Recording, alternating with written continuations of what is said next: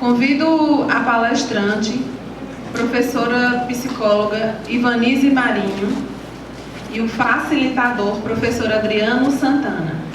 Eixo temático: rede de apoio, orientação familiar e estimulação precoce da criança surda. A palestrante terá 20 minutos e mais 15 de debate, com 3 intervenções e respostas. Outras intervenções serão respondidas por e-mail direto com a palestrante. Boa tarde, meu nome é Ivanise Marinho, mas eu gosto de ser chamada de Iva, porque eu acho mais intimista. E não tem coisa melhor para uma relação do que intimidade, não é verdade? Então, eu sou psicóloga de formação, mas sou pós-graduada em Educação Permanente em Saúde e em redes pela Fiocruz. E hoje eu venho falar com vocês um pouco sobre rede de atenção e estimulação precoce na criança surda. E como eu não tenho muito tempo para conhecer pessoalmente cada um, eu gostaria pelo menos de saber quantos daqui são surdos.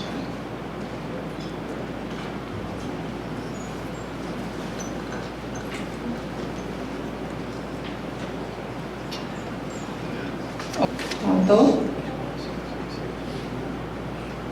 11. Contou com o Adriano? 12. Então, eu não falo a língua de sinais ainda, mas acho muito bom a gente poder ter essa linguagem e a gente poder se comunicar. Então, rede de atenção, ela é apoiada por uma portaria ministerial. O Ministério da Saúde adotou o sistema de rede para poder a saúde trabalhar. E essa inspiração de rede, que aí alguém já me disse que não existe essa palavra no vocabulário ou em Libras, porque é complicado, essa rede é semelhante à rede de pescar. A rede que o pescador lança e quando ele arrasta, ele não escolhe o tipo do peixe nem o que vem na rede. Mas tem até um ditado que diz: o que vem na rede é peixe. Portanto, o que vem na rede é importante e tem potência. Então, rede são todos aqueles equipamentos que formam a assistência e atenção à saúde. Surgiu primeiro em 1920 na Grã-Bretanha. Estava uma complicação na saúde, ninguém sabia para onde ia, então alguém pensou, lembrou da rede de pescador, viu que na rede ela é formada por nós, que junta, tem aqueles quadradinhos amarrados por nós, que a gente chama de pontos, e aqueles pontos estão próximos e dão sustentação à rede. Então foi assim que a gente começou a trabalhar o território com a população-alvo e com a noção de região de saúde. Ou seja, as populações seriam atendidas por unidades, diferentes, de diferentes perfis assistenciais, organizadas de forma hierárquica, ou seja, uma era de uma ordem de uma atenção primária, de uma ordem de uma atenção secundária e de uma ordem de uma atenção terciária, que a gente chama do nível primário, médio e alta complexidade. E em 2009, a OPAS denominou Redes Integradas de Serviço baseado na atenção básica, porque toda assistência e toda atenção teria que começar na atenção básica. Então, na unidade básica é onde a gente procura, e de lá, se precisar de um especialista, se precisar de uma cirurgia, se precisar de uma órtese ou prótese, então lá tem. Mas tudo tem que começar na atenção primária. Pode passar. É como se tudo tivesse bem encaixado e começasse de um lugar comum. Então, essa rede que está aqui, que é a rede de pescador, nota os nós, Esses nós é onde estão os pontos de atenção à rede. Pode clicar. No centro estão as pessoas ou a família. E nos seus nós estão os outros pontos de atenção à saúde. E essa rede é muito maior. Está lembrado daquela história do que está na rede é peixe? Aí também está a Secretaria de Educação, a Secretaria de Assistência Social, as demais secretarias que também têm as suas redes, que se comunicam, né, que estão interdependentes uma com a outra. Então, aqui em Pernambuco, a gente modelou a nossa rede. A gente disse que tinha um modelo e quem e o que ia fazer nessa rede. Então, a rede municipal, né, então tem ações de promoções, prevenção a causas e agravos de deficiências e cuidado no âmbito da atenção primária, mediante apoio matricial do NASF, né, em saúde da pessoa com deficiência e na reabilitação baseada na comunidade. E serviços habilitados em apenas uma reabilitação e sem concessões de prótese. Então, o secretário de saúde do município, ele faz um perfil epidemiológico e se tiver a maior necessidade de uma atenção auditiva, ele escolhe aquela. Ou se tem intelectual ou visual, contanto que ele promova aquela saúde e que ele oferte esse equipamento com apenas essa reabilitação. Então, num setor mais micro-regional, ou seja, 1 ou 2 ou 3 ou 4 municípios, dependendo de como é dividido essa região, ou seja, esse território, né? Então, no caso que é o território de Pernambuco, como ele é dividido, então na micro-região já se faz o diagnóstico, o tratamento, faz-se concessão, adaptação e manutenção de tecnologias assistidas, e aí tem que ofertar pelo menos 2 tipos de deficiência, para deficiências, né? Então, e no nível regional, a mesma coisa, mas aí já pode se optar por 3. E na macro-região também, e agora também pode optar-se por 4 tipos de deficiências. Isso aí é deficiência comum. Então, se tem um desenho tão bonito, se o nosso território está bem dividido, se diz o que e quem vai fazer o que, por que as redes não funcionam? Então, ela falta a coordenação entre os níveis, né? Ela, às vezes, tem a referência, mas não tem a contrarreferência. Você vai num médico, você atende, ele diz, vá para o otorrino. Quando chega no otorrino, o otorrino não manda a resposta para o médico que te mandou o otorrino. Então, a sua saúde não fica cuidada. Há uma fragmentação desse cuidado. Então, a baixa resolutividade do primeiro nível da atenção, a atenção básica agora ela já não funciona, né? Você vai, se consulta, mas aí você não vê a atenção básica cuidando da sua saúde. Porque quando inventaram a atenção básica, a gente ia ressuscitar aquele modelo muito antigo, que eu nem conhecia ainda, mas era muito antigo e funcionava, que era do médico da família. Era um médico que atendia, que tinha atendido a sua mãe, ia atender seus filhos e seus netos, e ele sabia de tudo o que acontecia com a sua família. Sabia quem era surdo, quem tinha o problema de saúde, quem morreu. Os médicos eram assim, porque eram médicos do cuidado, eram médicos da sua família. Então, assim, outros problemas são a longa lista de espera. Então, para você conseguir um profissional na rede, muito difícil, você espera muito para ser atendido. E também tem déficit de pessoal, né? Não tem gente para atender as pessoas. E as pessoas que estão no trabalho já não têm o compromisso e elas não cumprem o horário. Elas não ficam lá até a hora. Você chega, o médico já foi. E a existência do clientelismo, quer dizer, se eu trabalho num hospital e a minha vizinha me pede para marcar uma consulta, eu atravesso toda aquela fila e boto ela para ser atendida primeiro. Ótimo para mim, a minha vizinha, é meu parente, na verdade, mas existem pessoas que também têm os mesmos problemas e problemas mais sérios e ficam nesse clientelismo e não se avança. E muita gente morre porque alguém avançou a fila. E a falta de gestão de qualidade. Não importa, tem que se fazer, tem que atender, mas tem qualidade? Não tem. Então, sem qualidade, você não tem saúde. E um sistema administrativo excessivamente centralizado. Se é para comprar um aparelho, um equipamento, é tão centralizado que, assim, às vezes as pessoas nascem, morrem e não compram aquilo. Então, aí o que tem a ver rede com estimulação precoce, né, junto à criança surda?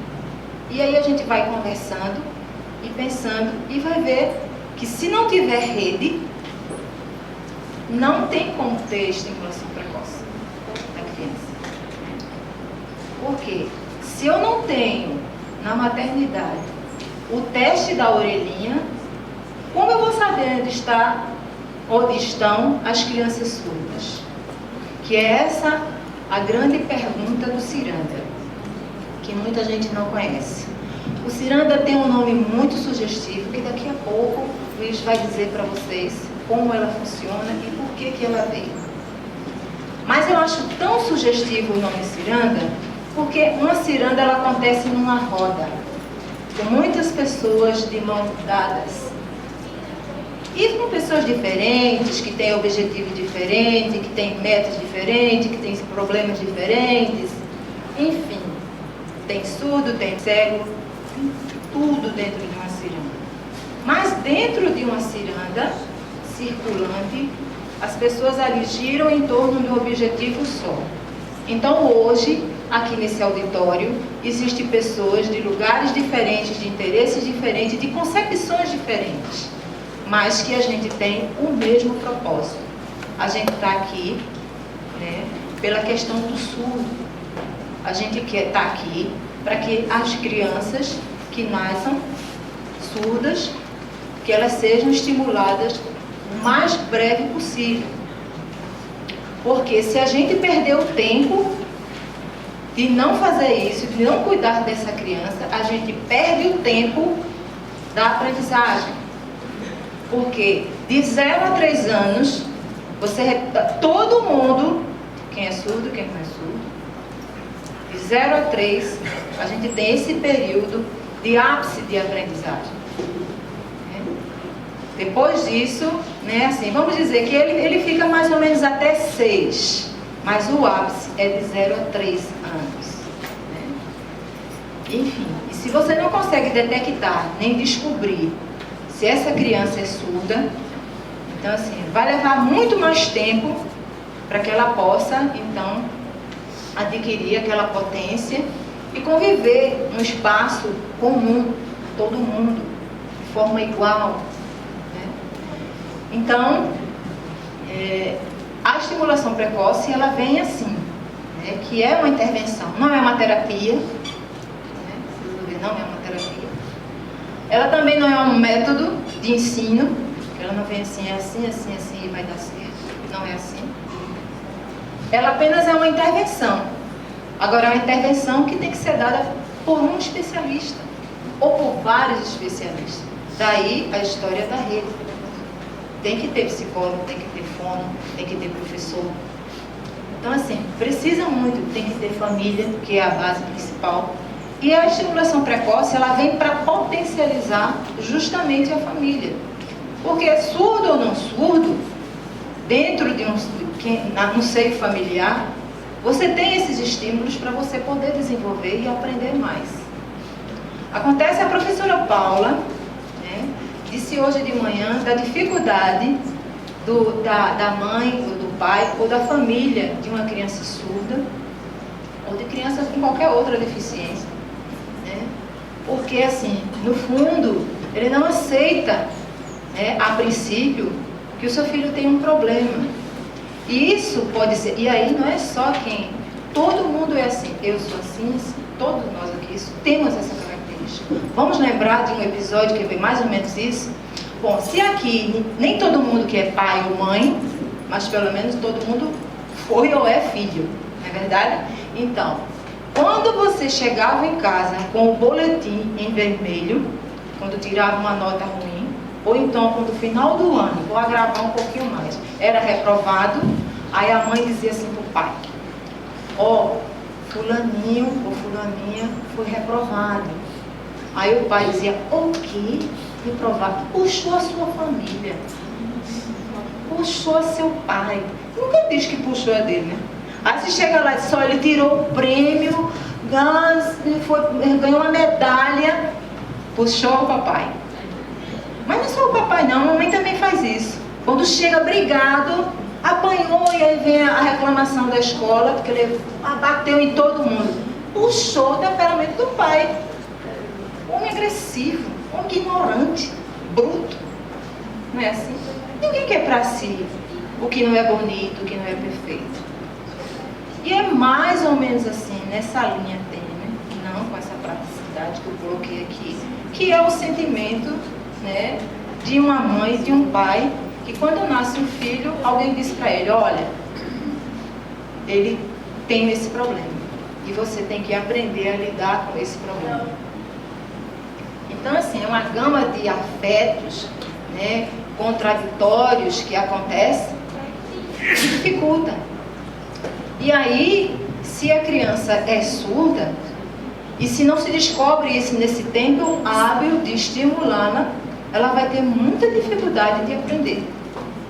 E a luta dela no meio de uma sociedade, para quem os surdos que estão ali sabem como é difícil, e toda a questão do preconceito, né, colocar para lá, né? Ah, são especiais, e isso sente. E é difícil essa luta.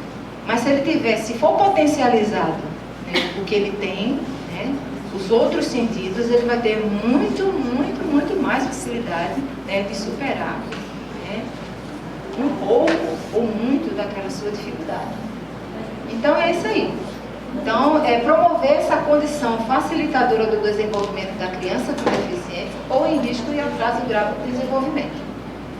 E essa especificidade da estimulação precoce no que se referencia à criança surda, né? Então, assim, ela possui um caráter essencialmente preventivo, evitando o atraso de linguagem e todas as consequências daí decorrentes. Isso aí pode ser ofertado no município. Mais uma questão relacionada à rede. Lembra que no município podia trabalhar com uma deficiência? Então, pode ser trabalhado no município. É prevenção. Destina-se a criança de 0 a 6 anos em situação de risco estabelecido e deverá ser iniciada preferencialmente antes dos 2 anos de idade, o que não está acontecendo. Ora, nós fomos no município de Caruaru e Luiz, que tem mais experiência, está rodando com o Ciranda, dizendo o que o Ciranda faz. Eu quero saber onde estão as crianças surdas daqui, onde eles nascem. E aí ninguém sabe responder. A gente fez isso em Caruaru e as pessoas ficaram, a gente tem a gente tem isso, a gente tem o banco, a gente tem isso, sim. E as crianças? Aí disseram, a gente não sabe. Mas nascem muitas crianças, sim, nascem o tempo todo. Mas ninguém sabe quem é surdo e quem não é. E aí, isso é um problema de rede. E sabe o que o Estado fez no ano passado? Comprou o aparelhinho para fazer o teste e colocou nas maternidades. Só que ela não contratou fonoaudiólogo e aí não tem quem faça o teste com as crianças. Isso é um problema de rede. Então, assim, a estimulação precoce, ela procura contribuir para uma melhor comunicação e interação familiar, facilitando o processo de vinculação. A família tem um papel fundamental ao longo de toda a intervenção e deve participar em todos os momentos, na avaliação, na planificação, na intervenção, desenvolvendo competências parentais e aprendendo também Libras. Quer dizer, alguém falou aqui, e é certo, que 90 ou 95% das crianças surdas vieram de lares de pessoas que não eram surdas. Então, assim, a gente entende que esses pais precisam utilizar a linguagem dos sinais para se comunicar. Então, e é uma intervenção especializada, planejada, sistemática, né? E necessita de um conjunto de serviços de apoio. E aí tem médicos, assistência social, que aí é só do ponto de vista social, do ponto de vista psicológico, educativo, a família, para a família, né? E isso se faz necessário uma rede de atenção. Próximo. Bom, e aí uma coisa que tem, eu falei para vocês que eu sou especialista em rede. No ano retrasado, eu fui convidada pelo Ministério da Saúde para desenhar a rede de urgência e emergência no estado de Pernambuco, né? E mais precisamente na primeira GERES, que é aquela região metropolitana onde tem Recife, Olinda, Paulista. E eu tentei fazer esse desenho, né?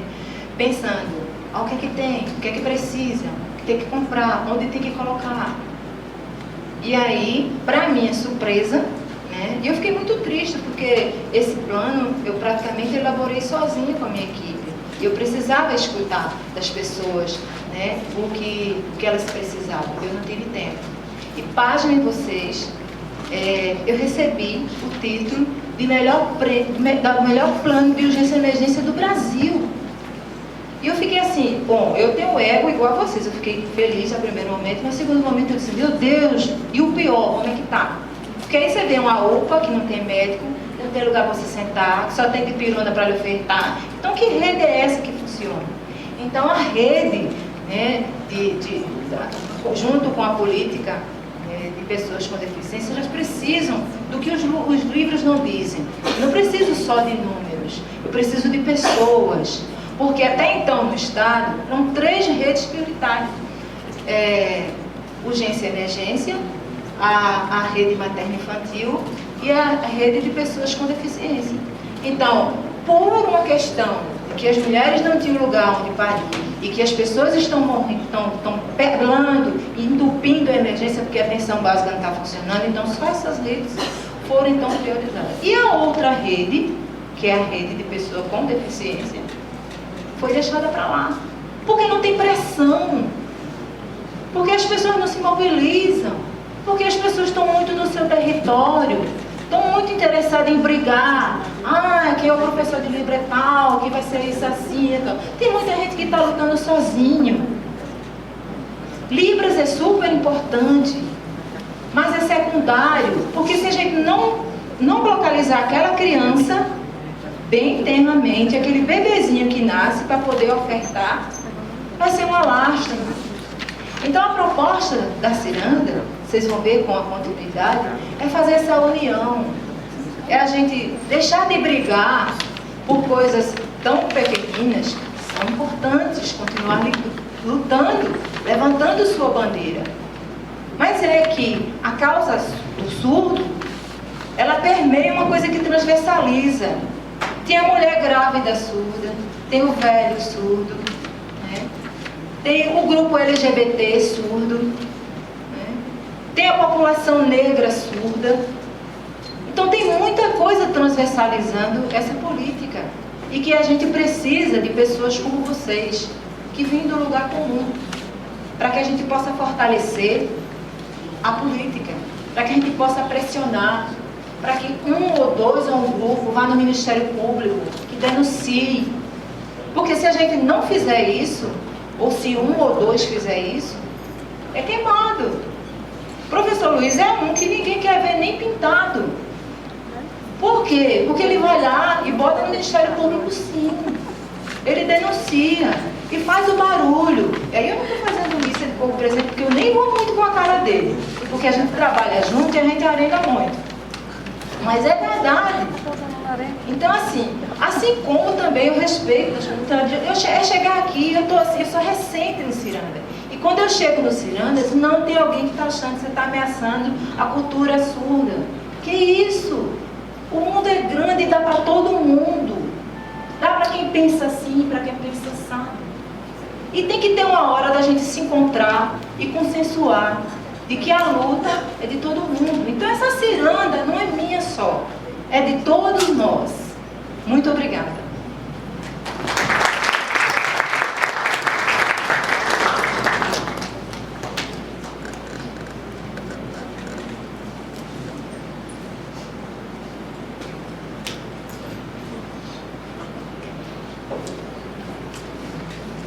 A todos, boa tarde. Todo mundo me ouvindo aí? Ok. Bom, rede de atenção. Gostei muito do tema, que é mais a minha querida Iva, pela sua explanação perfeita e emocionante.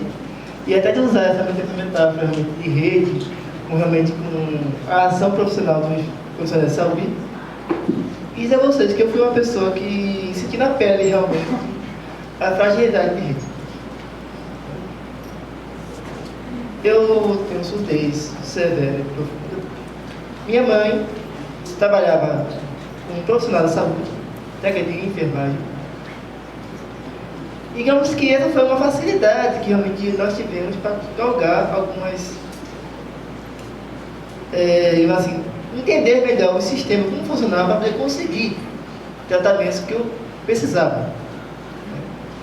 Ao todo, passei por 10 cirurgias auditivas e que ocasionou toda essa sequela do que hoje. Bom, mas voltando aqui ao tema que foi tratado. Começando um pouco do final da fala da Iva, que ela fala um pouco assim sobre a diversidade que existe dentro do aspecto da surdez. Existe surdez em toda a cor. A cor, negro, LGBT, branco, o pobre, o rico. Né? A surdez pode estar em qualquer lugar. E o sistema de saúde existe para poder atender as pessoas onde elas estão. Então, as unidades de saúde que foram criadas, pelo que eu entendo, tentando, a vivência realmente com a minha mãe, para todos os postos de saúde, para hospitais, que estão em lugares estratégicos, para atender algumas pessoas, para atender uma especialidade de pessoas. E realmente há necessidade de mapear a necessidade que existe naquela região para que um profissional esteja lá. Quando não se conhece realmente a realidade, quando está aquela unidade de saúde, às vezes está lá um profissional que muitas vezes não será tão útil.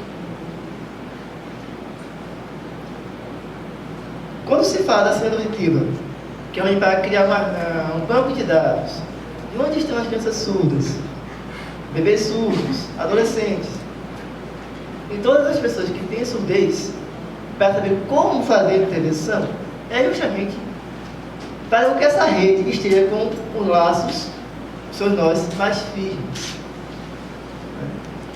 Realmente essa rede é o único lugar profissional, ele possa receber a informação de uma forma encaminhada, né? Quais são as características desse paciente que está chegando a você? Então, ele tem este perfil e ele precisa disso. Precisa do quê? Terapia fonoaudióloga, precisa de uma intervenção cirúrgica, precisa de acompanhamento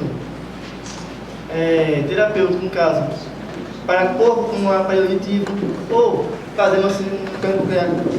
Depende. Nem todo mundo se encaixa com esses perfis. Por isso que eu me tirar uma diversidade e a necessidade realmente de que essa rede funcione de forma mais integrada. Caso que por nós realmente ser mais adaptados. Tudo realmente se inicia no ponto comum, estratégias, planejamento. Né? E o feedback entre profissionais é super importante. Eu lembro que quando eu era criança, o médico, eu chegava no médico, cadê o histórico? Quero o histórico desse paciente. O que histórico é esse? É justamente todas as anotações, todos os exames, qualquer documento referente à minha saúde que estivesse documentado, que pudesse ter em mãos para se posicionar em como fazer tratamento. É assim que funciona, que melhor o profissional da saúde pode oferecer para uma pessoa que é paciente dele. E nesse caso também, esse pessoa com surdez. No caso de família, no caso de histórico de surdez. Isso também é muito importante. Foi falado também aqui no caso a questão da longa espera para um atendimento, que é uma grande fragilidade que ainda existe muito na saúde, né? Na saúde pública. Que muitas vezes a gente marca uma consulta, é 1 mês, 2 meses para esperar. Né? Há questão de clientelismo, que é realmente uma prática que deveria realmente ser abolida, né? Não é permitido de fato, mas deve ser fiscalizado de fato, que para que não aconteça. Porque tira a vez que já esperou por mais de um mês, 2 meses. Né? Para que isso se torne uma gestão de qualidade. E para finalizar, né, minha palavra aqui, daí o centro auditiva, ele vem justamente isso. Unir todos esses profissionais para que possam intervir de uma forma qualitativa, né, uma pessoa que está necessitando de uma intervenção. Né?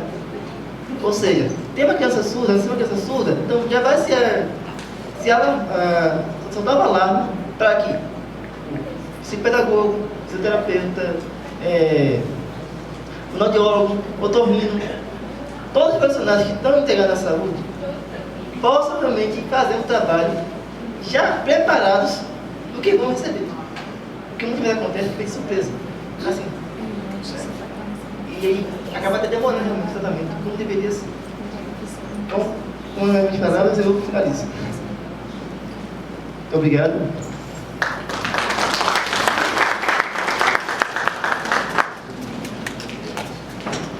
Bom, está aberto agora 3 perguntas para o público. E como todos sabem, quem tiver mais outras perguntas além das 3, essas perguntas são respondidas por e-mail. É a própria.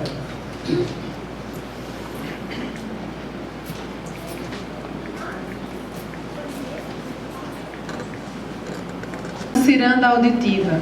Onde estão os bebês surdos? Como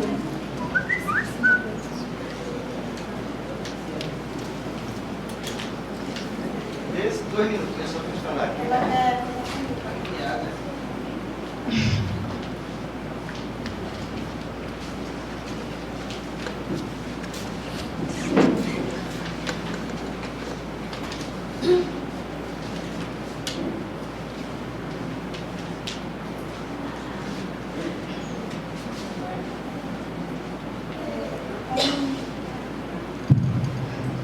Boa tarde. Ela está falando que, como ela tem 3 irmãos surdos, né?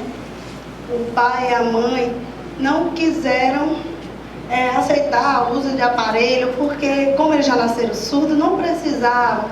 Então, assim, teve aquele apoio da Lili, da família, não teve preconceito, a família dele. Depois que passou, né?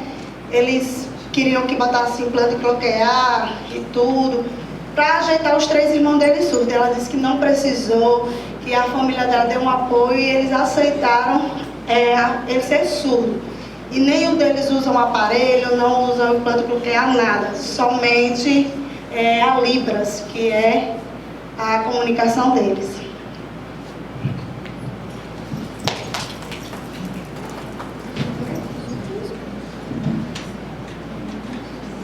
Eu só queria, assim, complementar o que a colega colocou aqui, né, e dizendo assim, que bom, né, que a sua família reagiu assim e sua família foi feliz assim. Mas existem outras famílias, né, que talvez não reajam dessa forma. Então, quando eu digo que o mundo é grande e tem espaço para todo mundo e para muitas perspectivas desse mundo, de o que é certo, do que é errado, do que é bom para mim e que talvez não seja bom para você, né, ou que é para mim, mas não é bom para você, isso é porque a gente é diferente, né? Isso é porque a gente cabe ser respeitado, né, essa posição. O que eu coloco aqui, o que é necessário que a gente seja unido, é para que as redes elas estejam lá, para que possa ser feito o tratamento, que possa haver a prevenção, e possa haver a reabilitação e todo o cuidado com qualidade, né? E aí você escolhe, né, se você vai usar aparelho, se você vai fazer um implante, se você não quer, se você só quer usar Libras, enfim. A rede, ela para existir, ela não precisa desse detalhamento. Isso é secundário e você tem mesmo que escolher. Não é eu nem o Estado que tem que escolher por você. Mas vamos combinar, o Estado tem que estar lá, os equipamentos têm que estar lá, os profissionais estão treinados, habilitados para poder cuidar de você e de sua família.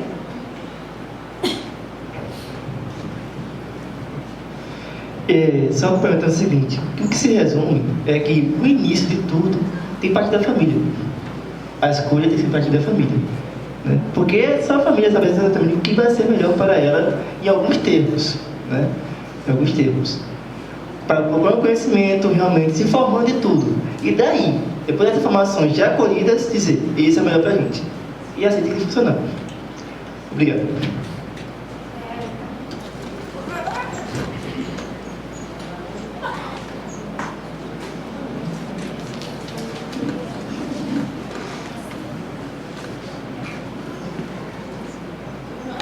Boa tarde, né? Agora todo mundo tem que despertar, né? Porque todo mundo com sono. Ela quer fazer uma pergunta, né? Por exemplo, a questão da opinião, tudo. Que bom a gente conversar, tudo. Mas também tem que haver um debate, as pessoas têm que debater o tema, não pode ficar calado. Tem que dar opinião, está todo mundo desperto. Na verdade não é uma pergunta, é uma sugestão, né? Que cada um mudar o que combina, o que quer. Então, vamos ser estimulados, vamos perguntar, né? A terceira. Como, agora a pergunta, a questão do implante coclear, né? O surdo que faz o implante, a questão do aparelho, da Libras, porque dá um número muito grande, né? Exemplo de pressão das pessoas querem que bote implante bloquear, que coloque aparelho. Às vezes o surdo fica meio balançado e às vezes também a família cobra e acaba colocando. Mas isso é uma coisa muito ruim, né? O surdo sofre, porque o implante bloquear é uma coisa muito difícil, né? Todos se conseguem ouvir. Então, às vezes não consegue entender as palavras, as coisas. E às vezes só ouve coisas simples, não tem aquela profundidade, algo maior, né? Então são poucas as pessoas que conseguem ouvir devido a alguns aparelhos, mas é difícil. E a família pressiona muito também. Os médicos também, tem médicos que estão querendo que coloque implante bloqueado. Então qual é a cirurgiã? Porque a opinião dela, qual é o importante? Ela prefere a Libras, né? A Libras é importante. Quem gosta de aparelho, normal, é a escolha de cada um. Mas a questão dessa pressão, né, para pôr o aparelho, a família precisa também ser aconselhada, esperar que a criança cresça e faça a sua escolha. O que ela quer melhor, se é a Libra, se é o aparelho, se é implante bloqueado. Na verdade, ela que tem que escolher depois que ela tiver uma opinião própria, mas a família às vezes faz essa pressão. Né? E também até mesmo a sociedade, né? Então ela está fazendo assim. A questão, se você tem alguém que você já viu essa questão desse implante, porque as pressões, se você já vivenciou isso.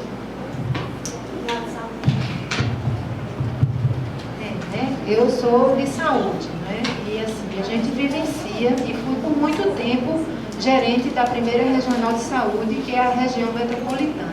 E lá a gente tem muitos desses problemas, né? E aí eu concordo com você. Essa pressão, no mínimo, ela tem que ser interna, né, de você, do próprio surdo, para se perguntar se aquilo é melhor para ele.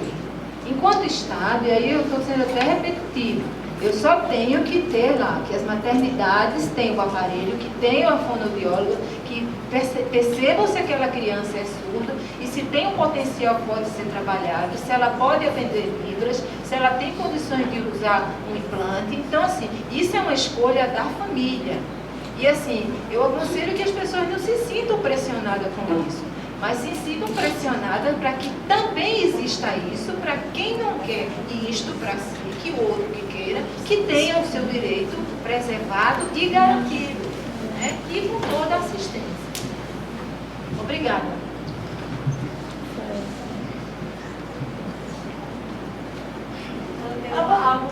Até algo a mais para falar rapidinho. É porque ela disse que está muito preocupada, né? Porque realmente tem que vir da família. Mas a família, ela não tem aquela, como é que se diz? Aquele conselho, aquela coisa para poder ver a questão da criança, né? A escola, a motivação, o estímulo, né? Ter aquela experiência primeiro para ver como é que a criança vai reagir, tudo. Mas às vezes a família não tem, né, essa informação e às vezes cobra algo que não entende e tem que ter cuidado, né? A família precisa aprender primeiro como é a vida da sociedade em todo, no geral, né? E não deixar ser levada por opiniões, pressões, né? É verdade. E obrigada.